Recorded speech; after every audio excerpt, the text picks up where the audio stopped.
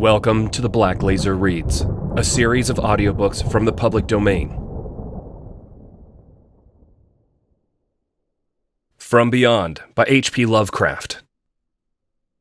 Horrible beyond conception was the change which had taken place in my best friend, Crawford Tillinghast. I had not seen him since that day, 2.5 months before, when he had told me toward what goal his physical and metaphysical researches were leading. When he had answered my odd and almost frightened remonstrances by driving me from his laboratory and his house in a burst of fanatical rage, I had known that he now remained mostly shut in the attic laboratory with that accursed electrical machine, eating little and excluding even the servants, but I had not thought that a brief period of 10 weeks could so alter and disfigure any human creature. It is not pleasant to see a stout man suddenly grown thin, and it is even worse when the baggy skin becomes yellowed or grayed, the eyes sunken, circled, and uncannily glowing, the forehead veined and corrugated, and the hands tremulous and twitching.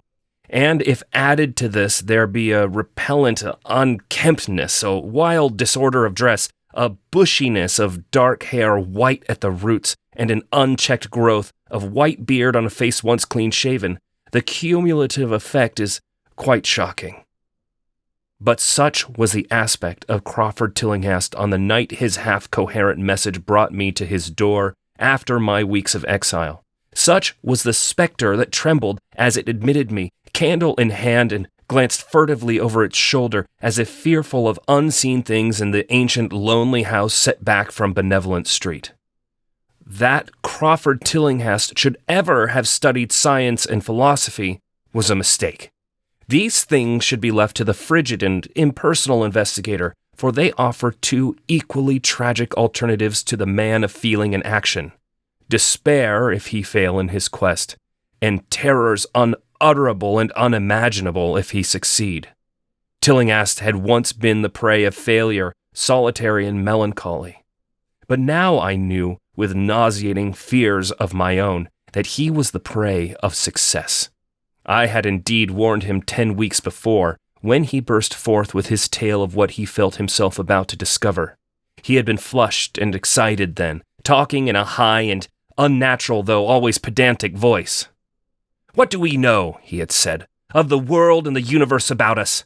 Our means of receiving impressions are absurdly few, and our notions of surrounding objects infinitely narrow. We see things only as we are constructed to see them, and can gain no idea of their absolute nature. With 5 feeble senses, we pretend to comprehend the boundlessly complex cosmos.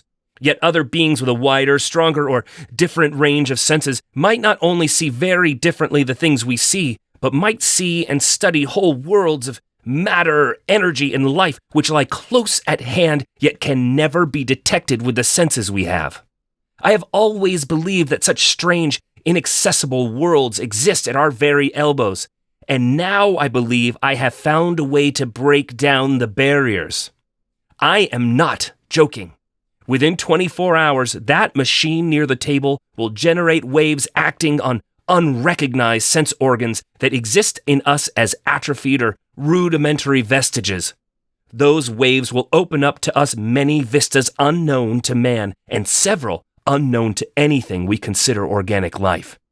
We shall see that at which dogs howl in the dark, and that at which cats prick up their ears after midnight. We shall see these things, and other things which no breathing creature has yet seen.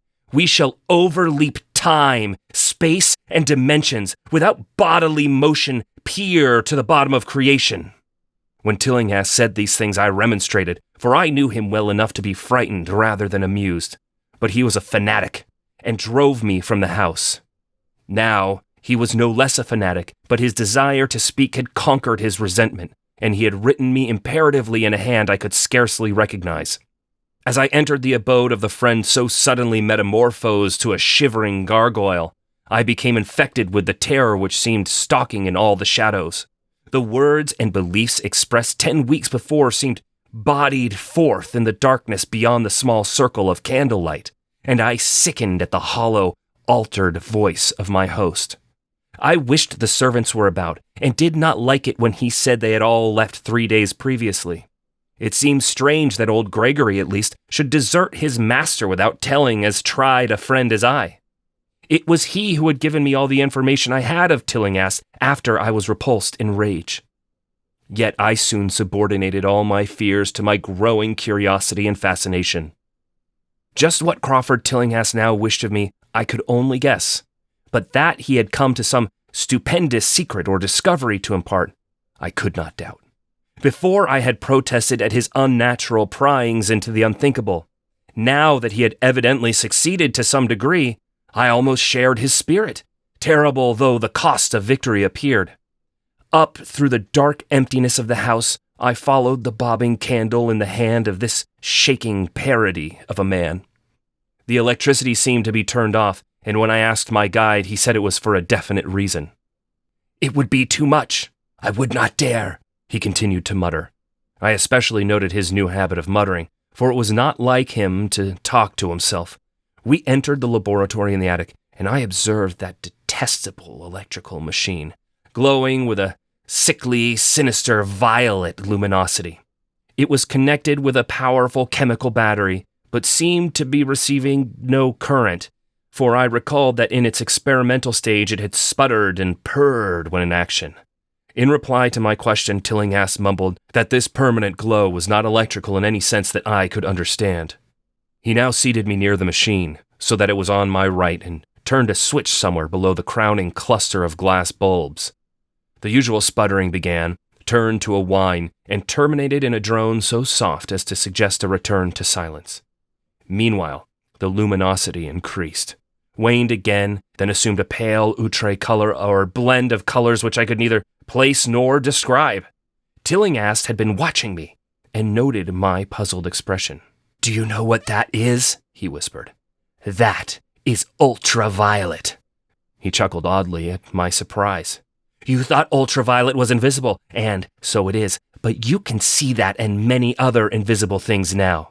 Listen to me. The waves from that thing are waking 1,000 sleeping senses in us, senses which we inherit from eons of evolution, from the state of detached electrons to the state of organic humanity. I have seen truth, and I intend to show it to you. Do you wonder how it will seem? I will tell you." Here Tillinghast seated himself directly opposite me, blowing out his candle and staring hideously into my eyes. "Your existing sense organs, ears first, I think, will pick up many of the impressions, for they are closely connected with the dormant organs. Then there will be others. You have heard of the pineal gland? I laugh at the shallow endocrinologist, fellow dupe and fellow parvenu of the Freudian. That gland is the greatest sense organ of organs, I have found out. It is like sight in the end and transmits visual pictures to the brain. If you are normal, that is the way you ought to get most of it. I mean, get most of the evidence from beyond." I looked about the immense attic room with a sloping south wall, dimly lit by rays which the everyday eye cannot see. The far corners were all shadows, and the whole place took on a hazy unreality which obscured its nature and invited the imagination to symbolism and phantasm. During the interval that Tillinghast was silent, I fancied myself in some vast and incredible temple of long-dead gods, some vague edifice of innumerable black stone columns reaching up from a floor of damp slabs to a cloudy height beyond the range of my vision. The picture was very vivid for a while, but gradually gave way to a more horrible conception, that of utter, absolute solitude and infinite, sightless, soundless space. There seemed to be a void, and nothing more, and I felt a childish fear which prompted me to draw from my hip pocket the revolver I always carried after dark since the night I was held up in East Providence. Then from the farthermost regions of remoteness, the sound softly glided into existence. It was infinitely faint, subtly vibrant, and unmistakably musical, but held a quality of surpassing wildness which made its impact feel like a delicate torture of my whole body. I felt sensations like those one feels when accidentally scratching ground glass. Simultaneously, there developed something like a cold draft, which apparently swept past me from the direction of the distant sound. As I waited breathlessly, I perceived that both sound and wind were increasing, the effect being to give me an odd notion of myself as tied to a pair of rails in the path of a gigantic, approaching locomotive.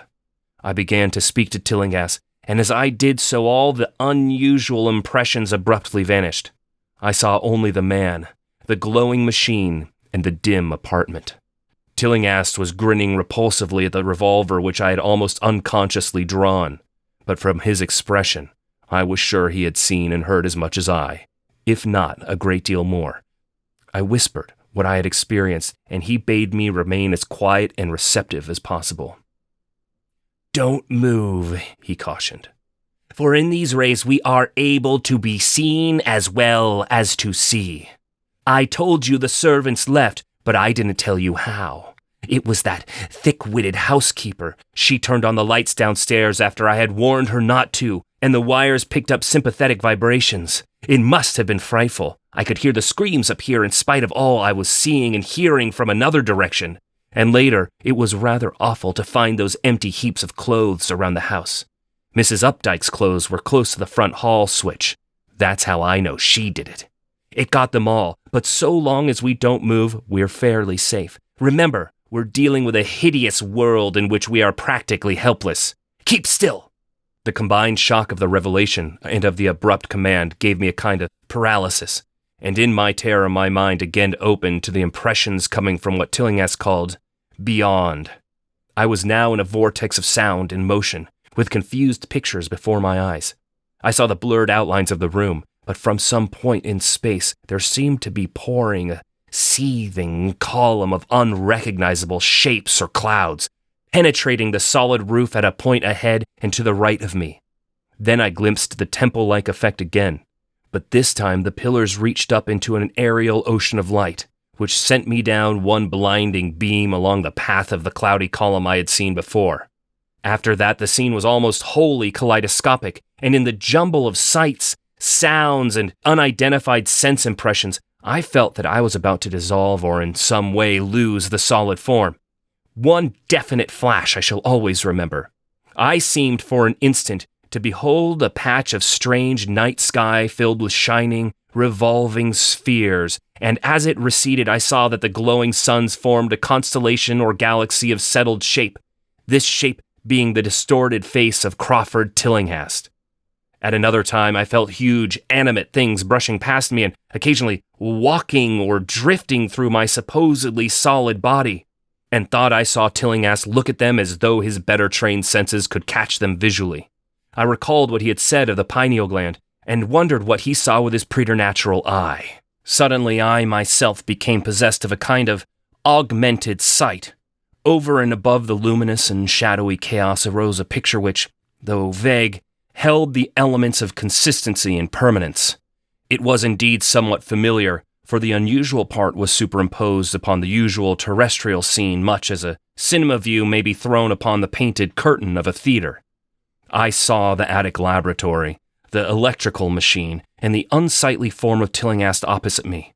But of all the space unoccupied by familiar objects, not one particle was vacant. Indescribable shapes, both alive and otherwise, were mixed in disgusting disarray, and close to every known thing were whole worlds of alien, unknown entities. It likewise seemed that all the known things entered into the composition of other unknown things, and vice versa. Foremost among the living objects were inky, jellyish monstrosities which flabbily quivered in harmony with the vibrations from the machine. They were present in loathsome profusion, and I saw to my horror that they overlapped, that they were semi-fluid and capable of passing through one another and through what we know as solids. These things were never still, but seemed ever floating about with some malignant purpose. Sometimes they appeared to devour one another, the attacker launching itself at its victim and instantaneously obliterating the latter from sight. Shudderingly, I felt that I knew what had obliterated the unfortunate servants, and could not exclude the things from my mind as I strove to observe other properties of the newly visible world that lies unseen around us. But Tillinghast had been watching me, and was speaking. "You see them!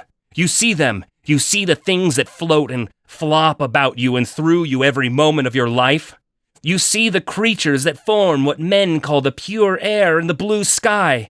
Have I not succeeded in breaking down the barrier? Have I not shown you worlds that no other living men have seen?" I heard his scream through the horrible chaos and looked at the wild face thrust so offensively close to mine. His eyes were pits of flame, and they glared at me with what I now saw was overwhelming hatred. The machine droned detestably. "You think those floundering things wiped out the servants? Fool, they are harmless, but the servants are gone, aren't they? You tried to stop me. You discouraged me when I needed every drop of encouragement I could get. You were afraid of the cosmic truth, you damned coward. But now I've got you. What swept up the servants? What made them scream so loud? Don't know, eh? You'll know soon enough. Look at me. Listen to what I say. Do you suppose there are really any such things as time and magnitude? Do you fancy there are such things as form or matter? I tell you, I have struck depths that your little brain can't picture. I have seen beyond the bounds of infinity and drawn down demons from the stars. I have harnessed the shadows that stride from world to sow death and madness. Space belongs to me. Do you hear? Things are hunting me now, the things that devour and dissolve, but I know how to elude them. It is you they will get, as they got the servants. Stirring, dear sir? I told you it was dangerous to move. I have saved you so far by telling you to keep still, saved you to see more sights and to listen to me. If you had moved, they would have been at you long ago. Don't worry, they won't hurt you. They didn't hurt the servants. It was the seeing that made the poor devil scream so. My pets are not pretty, for they come out of places where aesthetic standards are very different. Disintegration is quite painless, I assure you, but I want you to see them. I almost saw them, but I knew how to stop. You are not curious? I always knew you were no scientist. Trembling, eh? Trembling with anxiety to see the ultimate things I have discovered. Why don't you move then? Tired? Well, don't worry, my friend, for they are coming. Look, curse you, look! It's just over your left shoulder. What remains to be told is very brief, and may be familiar to you from the newspaper accounts. The police heard a shot in the old Tillinghast house and found us there. Tillinghast dead and me unconscious. They arrested me because the revolver was in my hand, but released me in 3 hours after they found that it was apoplexy which had finished Tillinghast, and saw that my shot had been directed at the noxious machine, which now lay hopelessly shattered on the laboratory floor. I did not tell very much of what I had seen, for I feared the coroner would be skeptical. But from the evasive outline I did give, the doctor told me that I had undoubtedly been hypnotized by the vindictive and homicidal madman. I wish I could believe that, doctor.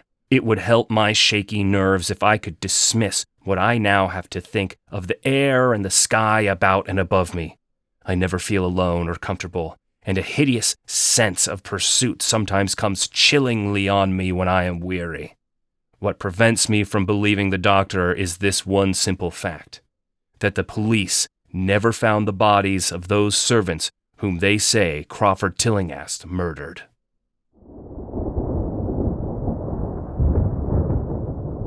This has been From Beyond by H.P. Lovecraft. Produced for The Black Laser Reads by Joe Dillingham, The Black Laser. For more, please visit theblacklaser.net.